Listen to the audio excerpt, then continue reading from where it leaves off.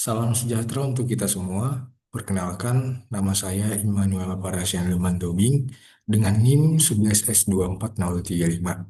Pada kesempatan kali ini, saya akan membuat video presentasi mengenai em, perbaikan UTS pada mata kuliah pemrograman berorientasi objek atau PBO dengan topik pada UTS kali ini yaitu aplikasi cash flow. Nah, jadi saya akan menjelaskan bagaimana kode yang saya buat untuk menyelesaikan studi kasus untuk si aplikasi Cashflow ini. Nah, sebelumnya untuk instruksi praktik instruksi UTS praktikum ini sudah disediakan di CIS dan sudah diberikan modulnya seperti berikut. Jadi sudah diberikan instruksi bahwa akan membuat workspace dengan penamaan PBO, UTS, dan NIM. PBO, UTS, NIM, dan ada juga di sini struktur proyeknya. Jadi sudah diberitahu bahwa ada beberapa package dan beberapa file di dalam beberapa package tersebut. Dan ada juga di sini kelas diagram, di mana kelas diagram ini akan diimplementasikan nanti ke kode program Java-nya. Gitu. Nah, dan diberikan juga source code di sini. Baiklah, nah kita mulai. Aplikasi Cashflow. Jadi, aplikasi Cashflow ini adalah program sederhana untuk mencatat pemasukan dan pengeluaran uang sehari-hari. Nah, seperti buku catatan keuangan yang berjalan di terminal atau konsol. Catatan pemasukan bertambah ketika uh, kita mendapat uang seperti uang saku, hadiah, dan lain-lain. Catatan pengeluaran bertambah ketika kita mengeluarkan uang seperti belanja, bayar tagihan, dan lain-lain. Nah, semua catatan pemasukan dan pengeluaran dapat dilihat untuk mengetahui nominal keseluruhan ataupun dari masing-masing catatan pemasukan dan pengeluaran. Itu untuk pengenalan dari aplikasi Cashflow ini. Lalu bagaimana penerapan kode program yang saya buat? Kita masuk ke yang pertama. Di sini. Nah, kita masuk ke slide yang selanjutnya. Nah, di sini ada cashflow.java. Nah, kalau dilihat di Visual Studio Code-nya seperti ini, saya buat di slide presentasinya seperti ini. Nah, di sini ada package entities, kemudian ada import types e-source dan import types e-type. Jadi, um, uh, baris kode yang ini itu fungsinya untuk menempatkan kelas dalam paket entities dan mengimpor enum, e-type, dan e-source untuk jenis dan sumber arus kas. Kemudian ada di sini public static integer counter sama dengan 0. Di sini. Ini untuk menghitung jumlah objek cash flow yang dibuat dan digunakan untuk memberi ID unik otomatis. Kemudian di sini ada private integer ID, private e-type, ya sampai private long amount. Jadi ini adalah untuk menyimpan data utama transaksi seperti ID, jenis, di sini ada type, e-type, source, kemudian ada label, description, and amount. Kemudian di sini ada public void set type, di mana ini, jadi barisan yang ini semua, yang ini, itu untuk mengubah nilai atribut secara aman dari luar kelasnya. Jadi ini adalah setternya. Kemudian untuk getternya di sini, public integer get ID. Jadi ah, fungsi ini untuk mengambil atau membaca nilai atribut tanpa mengubahnya. Kemudian di sini ada public string to string. Ini, jadi ini adalah metode. Mana metode ini berfungsi untuk menampilkan data objek dalam format teks rapi saat dicetak di konsolnya nanti. Jadi ada format seperti ini. Kemudian di sini ada public cache flow e-type. Jadi kalau dilihat di Visual Studio Code-nya seperti ini, jadi itu adalah konstruktornya. Karena konstruktor ini dipanggil saat membuat objek baru. Jadi konstruktor inilah yang mengatur semua atribut dan memberi ID otomatis dari counternya tadi. Itu. Nah, lalu cash flow ini secara keseluruhan, kelas cash flow ini digunakan untuk menyimpan, lalu menampilkan dan mengelola data transaksi keuangan secara terstruktur di aplikasinya nanti. Kemudian kita masuk ke file yang selanjutnya, yaitu cashflow repository.java.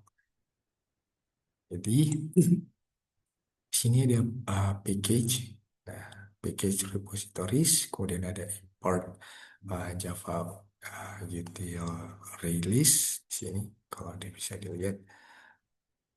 Nah, jadi yang ini baris yang ini semua. Jadi ini fungsinya untuk menempatkan kelas di package repositories dan mengimport release untuk menyimpan kumpulan data. Kemudian ada cache flow, ini entitas utama data arus kas dan e-type dan e-source. Di sini e-type e-source ini adalah tipe dan sumber transaksinya. Kemudian public class cache flow repository implements e-class flow repository. Nah, jadi kelas ini mengimplementasikan interface si iClass, iClass Flow Repository. Jadi artinya semua metode dari interface tersebut harus diisi di sini. Kemudian di sini ada release cash flow data sama dengan new release, mana ini berfungsi untuk menyimpan semua objek cash flow dalam list dinamis atau release. Jadi ini berfungsi seperti database kecil di memorinya.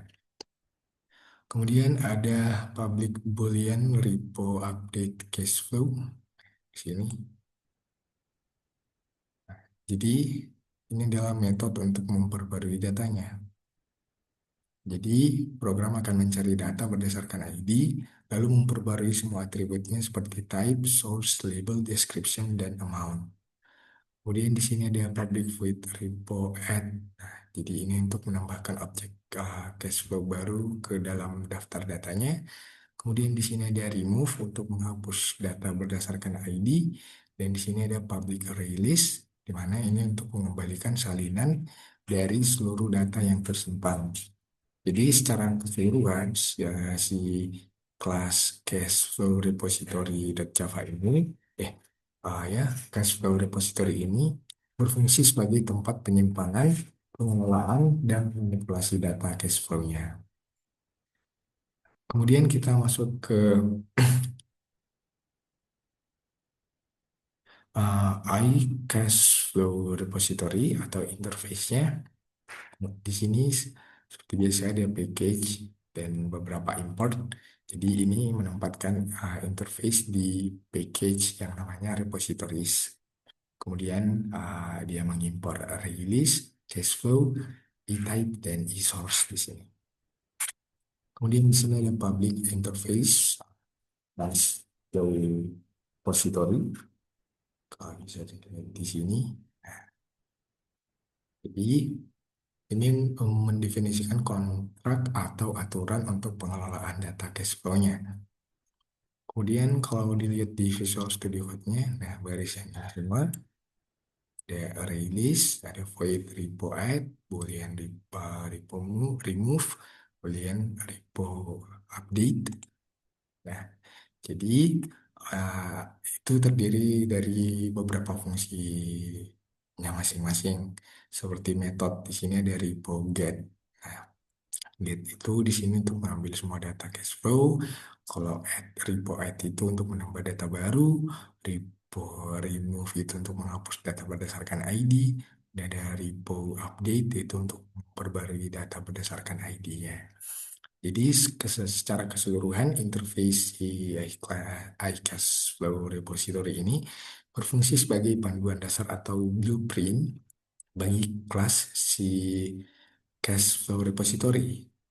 Dengan adanya interface ini, sistem menjadi lebih terstruktur dan mudah dikembangkan karena setiap kelas repository harus mengikuti aturan metode yang sama. Gitu. Kemudian kita masuk ke package service sini. Kita masuk ke cashflow service.java di sini.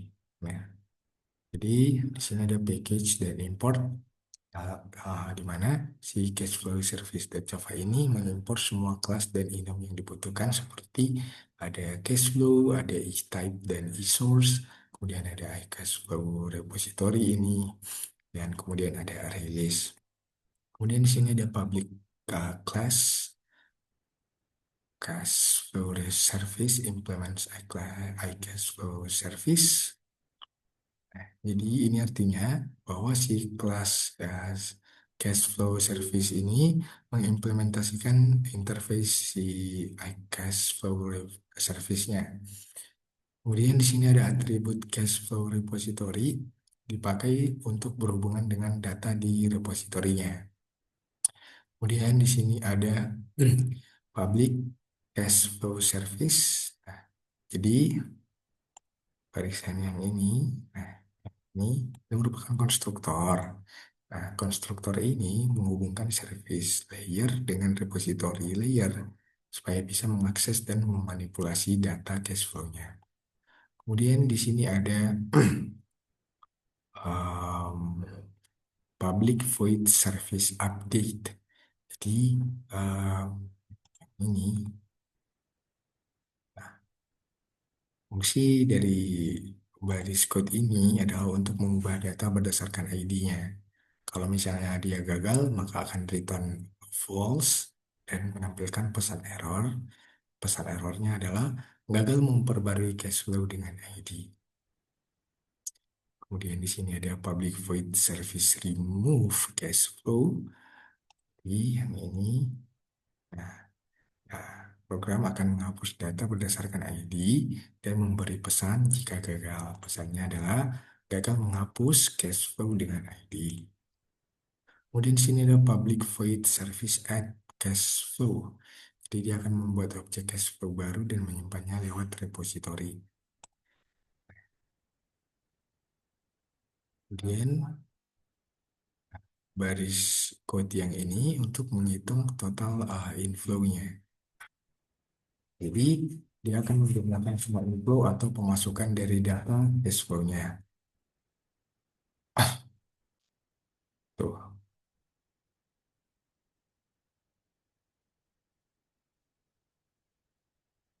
Kemudian di sini ada selain inflow-nya, pasti ada juga untuk menghitung si outflow-nya di sini. Nah, jadi garis code yang ini akan menjumlahkan semua outflow atau pengeluaran dari data cash flow. Kemudian di sini terakhir akan menampilkan semua datanya di sini. Baris code yang ini semua itu akan menampilkan daftar transaksi berdasarkan tipenya. Di menunjukkan total inflow dan outflow. Nah, jika belum ada data, maka akan menampilkan pesan belum ada data di sini. Dia akan menampilkan pesan belum ada data.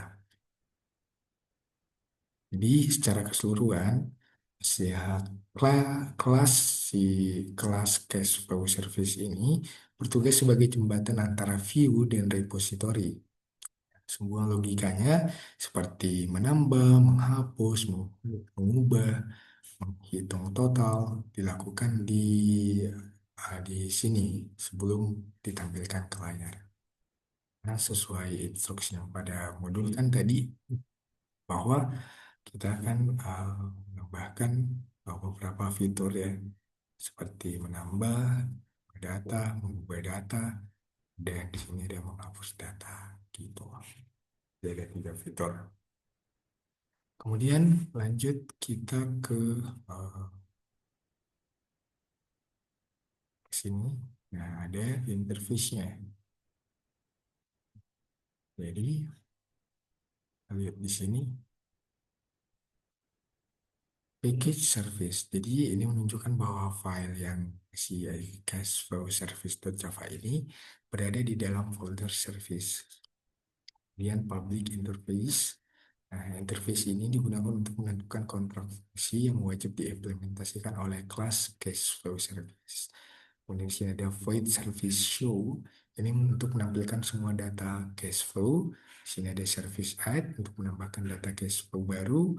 Di sini ada remove untuk menghapus dan update cash flow untuk memperbarui data cash flow berdasarkan ID-nya dan menghapusnya tadi juga berdasarkan ID. Jadi secara keseluruhan iCash Flow Service ini berperan sebagai panduan atau kontrak bagi kelas Cash Flow Service agar semua fungsi utama seperti menambah, menghapus, mengubah, dan menampilkan hasilnya wajib tersedia di service layer. Tuh. Kemudian kita masuk ke file yang selanjutnya yaitu di package types dengan filenya itu ya dia e-source.java. Jadi sini ada package types mana ya, menunjukkan bahwa file ini berada di dalam folder types dan public enum e-source.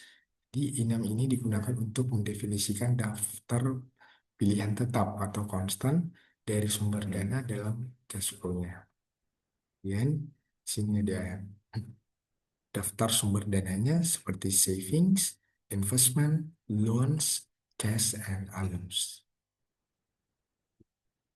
Kemudian di sini ada private string value, resource string value. Di baris kode ini menyimpan nilai teks dari setiap sumber. Misalnya savings untuk savings, kemudian ada cash, ada others, dan sebagainya.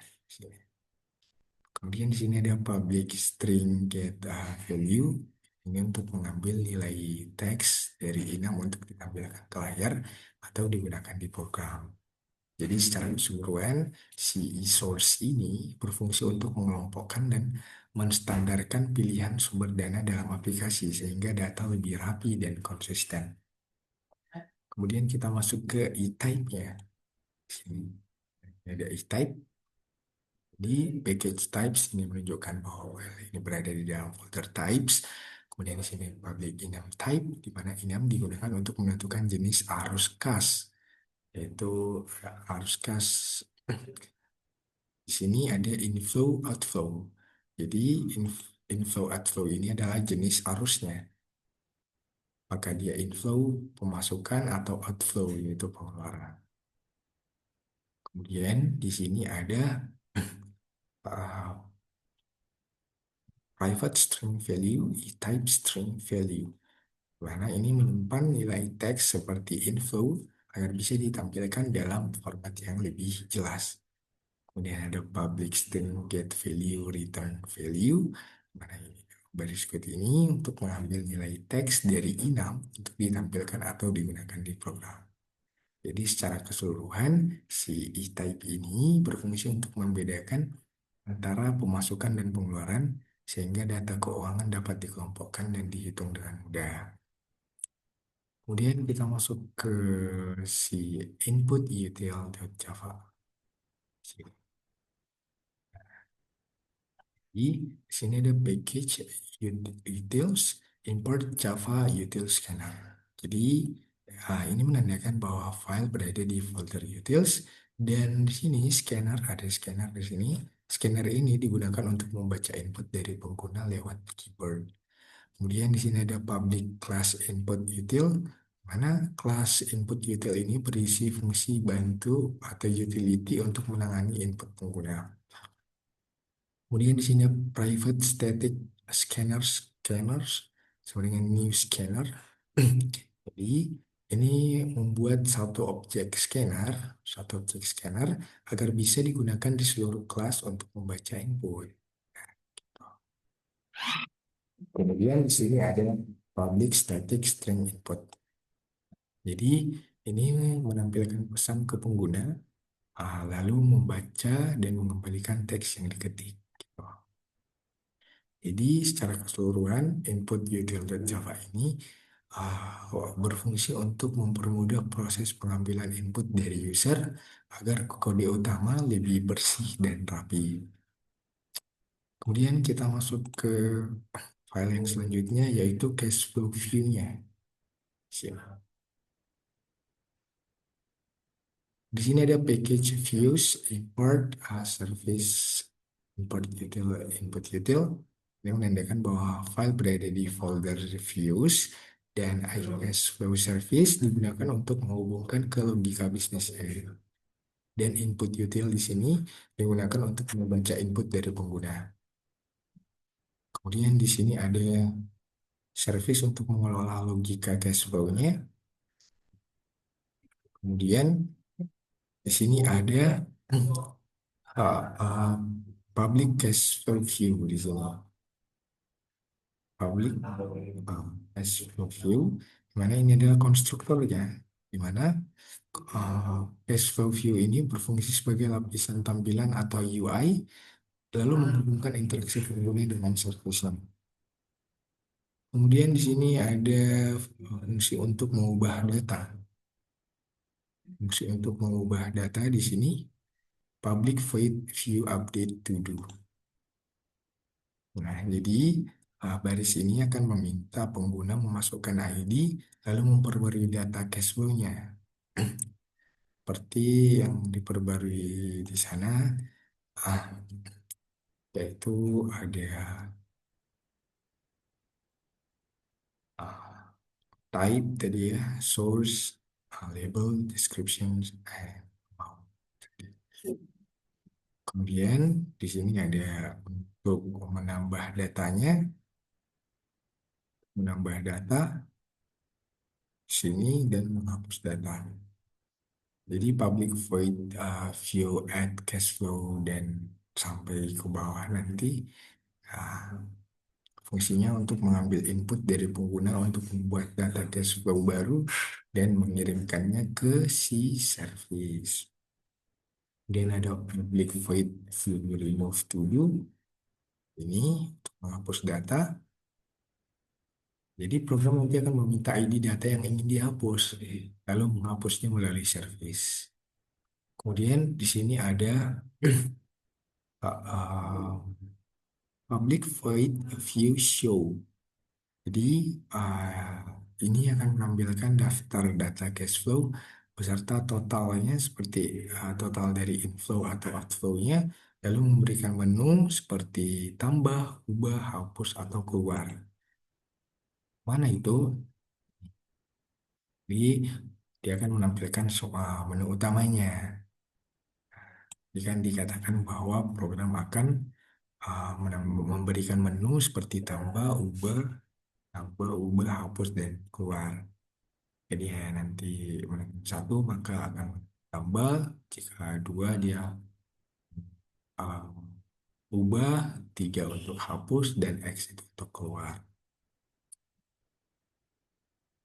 Jadi secara keseluruhan si cash flow view ini berfungsi sebagai antarmuka utama pengguna untuk berinteraksi dengan sistem cash flow-nya. Jadi dapat dikatakan bahwa si cash flow view ini dia menjadi seperti penghubung lah antara pengguna dan logika bisnis atau servisnya gitu. Kemudian masuk ke file yang selanjutnya di mana ini adalah program utamanya yaitu app.java. Sini. Di sini ada beberapa import. Nah, dia Java ini mengimpor semua komponen utamanya. Komponen utamanya apa aja? Ada repository, yaitu penyimpanan datanya, service-nya ini logikanya, kemudian ada view di sini, yaitu untuk tampilan atau menu pengguna ya. Kemudian di sini ada public class app, public static void main, string. Mana main di sini ini adalah titik awal eksekusi program Java-nya. Saat dijalankan, kode dalam metode ini akan dimulai pertama. Kemudian di sini ada iCashflow Repository, To Do Repository. Jadi di sini program buat objek-objek utama sesuai lah aplikasinya. Seperti ada cash flow repository untuk menyimpan data cash flow, dan ada cash flow service untuk memproses logika bisnis, dan ada cash flow view di sini untuk menangani interaksi pengguna. Jadi semuanya berhubung dan berurutan, di mana repository lalu ke service lalu ke view. Kemudian ada to the view, view show cash flow. Nah, jadi uh, barisan ini akan memanggil tampilan utama agar pengguna bisa menggunakan fitur-fitur yang diminta seperti menambah, mengubah, dan menghapus data cash flow melalui menu. Jadi dapat dikatakan bahwa si update Java ini berfungsi sebagai entry point aplikasinya. Jadi si update Java ini dia menyatukan semua lapisan seperti repository, service, dan view, lalu menjalankan program utama cash flow-nya. Jadi untuk si update Java seperti itu. Lalu kesimpulannya apa? Program cash flow ini digunakan untuk mencatat dan menampilkan arus kas seperti atau pemasukan dan pengeluaran dengan konsep OOP atau Object Oriented Programming di Java. Kemudian untuk membuktikan apakah kode program ini sudah berjalan dengan baik dan benar, kita uji. Di sini untuk comment setupnya kita ambil dari Delcom.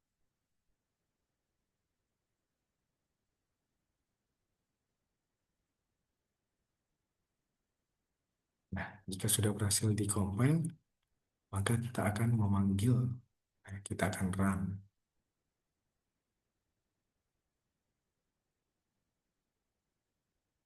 Untuk contohnya, kita ambil misalnya dari input untuk si TC1.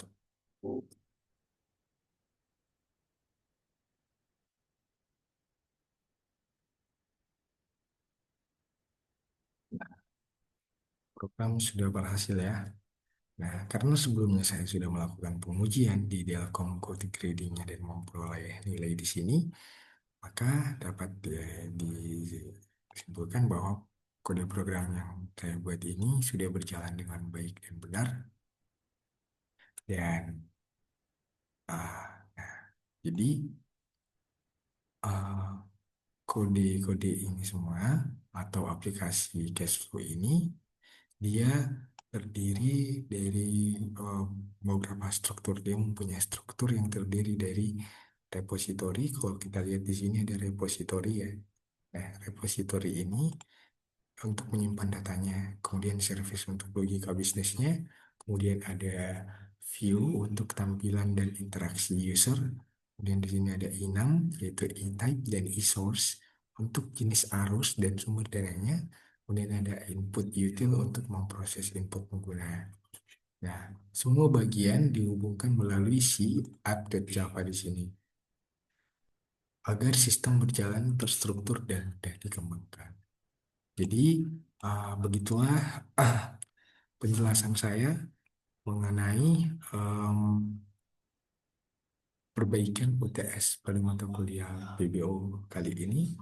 Semoga yang menonton dapat memahami dan berguna agar lebih mengerti mengenai konsep dalam pemrograman berorientasi objek atau object oriented programming, khususnya dalam studi kasus aplikasi cash flow kali ini.